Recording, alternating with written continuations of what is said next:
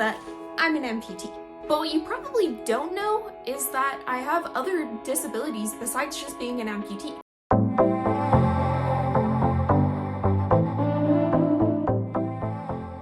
So the reason that you probably don't know about my other disabilities is because I haven't really talked about it at all on this channel ever before.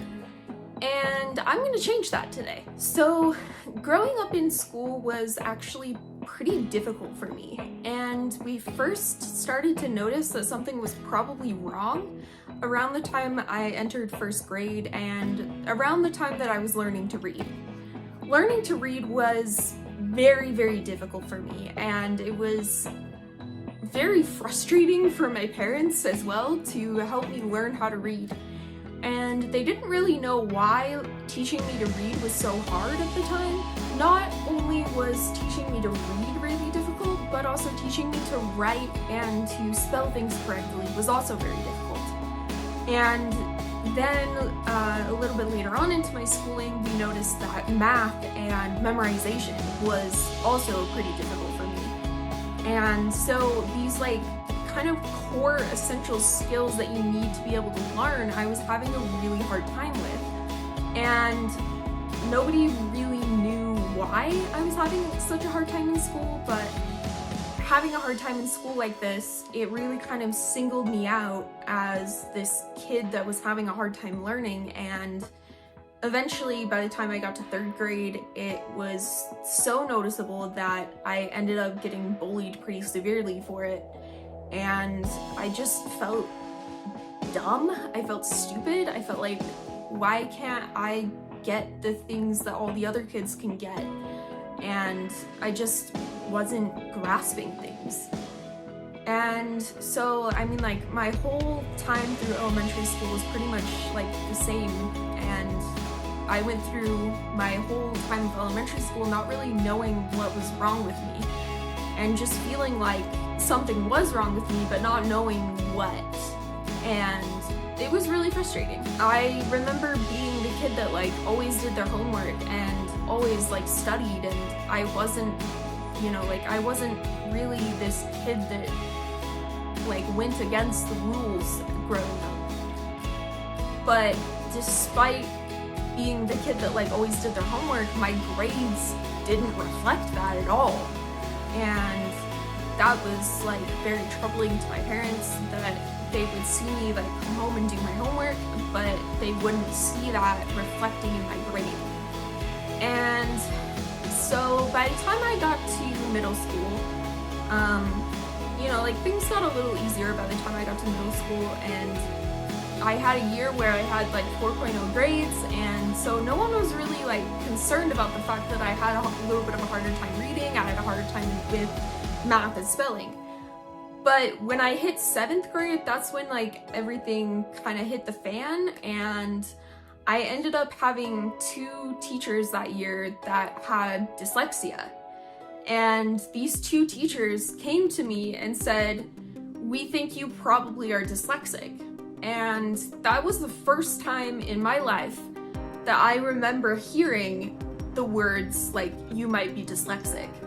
And as a teenager who was trying to figure out who they were in the world, and having this label of "you're probably dyslexic," it just it was such a weight on my shoulders. But at the same time, it was also this revelation of oh, maybe I'm not stupid. Maybe it's okay, maybe there really is something wrong with me.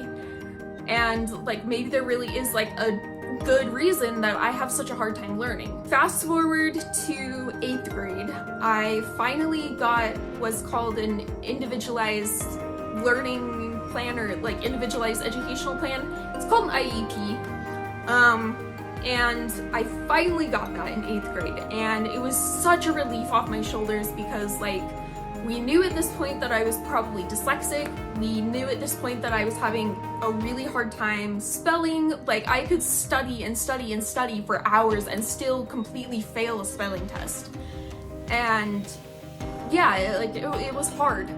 And I had this one really amazing English teacher that just like recognized my needs and that was just so willing to help me out and was so willing to be like, no, like this student needs help and extra accommodations to be able to learn correctly. And still to this day, I really appreciate what this teacher did for me, like moving forward in the next like 5 years of my public education. And so it happened that that teacher was substituting for a class because the original teacher had cancer, and then the next year that teacher went on to teach at the high school. So I had that teacher for like 5 years of my academic career. And once I got to high school, they were also like fighting for me and wanted me to keep having my IEP so that I could continue to have the educational accommodations that I needed to get through school. But unfortunately, once I got to high school, they said, the principal literally said this to me to my face. They said, I'm not gonna hand you a 4.0 on a silver platter. And they basically said, like, your grades are too good to give you accommodations. So eventually, by the time I was about halfway through high school, we decided to privately go to a person that could test me for dyslexia. And so we paid for the test privately, and the school wouldn't pay anything for the testing, even though they were supposed to, and like it's the law that they're supposed to. But anyway, and by the time I was almost 16 by the time I found out the results, and I was like sat down with this psychologist, or he did like therapy too, so I don't know if I don't know the difference between psychologists and psychiatrists, sorry. But anyway, he came into the room and he sat us down with my parents and like pulled out the results of this extensive educational testing that he'd done on me, and he sits me down and he says, you have dyslexia, and not only do you have dyslexia, but you also have inattentive ADHD. And the ADHD part was like, whoa, like I don't have ADHD, like that's what my brothers have, like they're the crazy ones. And I was just in complete denial that I had ADHD. Despite having all this testing done about the time that I was 16, I unfortunately didn't get really any accommodations formally from the high school, which is completely against the law and completely mistreatment of someone with a hidden disability, but oftentimes things like that happen when you have a disability that people can't see. And so yeah, like I went through high school, I finally knew that I had dyslexia, I finally knew that I wasn't stupid, which was actually like a really cool thing, that I finally knew like I have this weakness and I'm not dumb. It just means I learn differently from the other kids.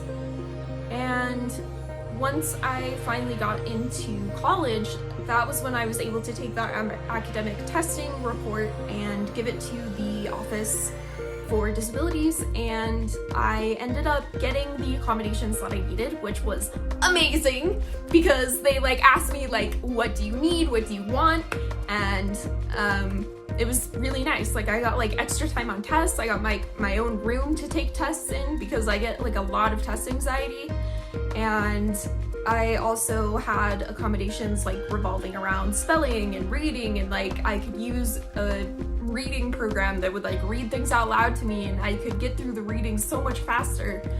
And it was just so amazing to finally be listened to, and to have this world of education finally just like have the doors open to me in a fair and equal way. And yeah, I mean, like ever since I started college, things have been a lot better, but I still do have my struggles with ADHD and dyslexia, and you might have even seen that in some of my social media posts, because sometimes I misspell things, sometimes I have a hard time figuring out like, you know, like what goes where, but I'm also very visually talented in the space of like art and creativity and things like that. And I think that that's like the hidden gift that comes from having ADHD and dyslexia. Sometimes having a disability isn't all bad. I mean, it just means that I learn differently and that I have my own set of challenges when it comes to learning and going to school, but it didn't stop me from wanting to have a college education. It didn't stop me from wanting to go far in life. If you enjoyed this little story time about ADHD and dyslexia, I would hope that you'd watch another One-Footed Phoenix video. If you'd like to see another One-Footed Phoenix video, click over here, and I'll see you all in the next video. Thank you, bye!